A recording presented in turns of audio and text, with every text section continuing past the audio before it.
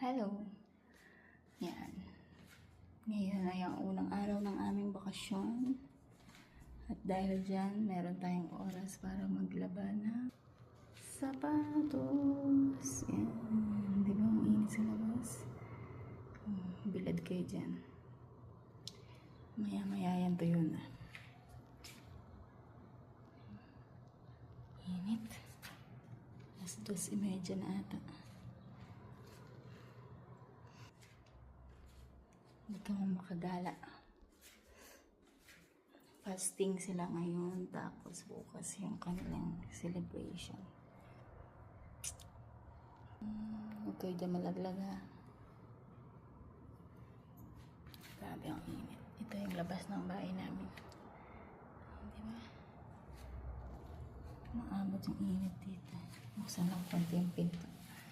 Para yun lang, unang araw ng bakasyon. Boryong-boryong na naman tayo dito.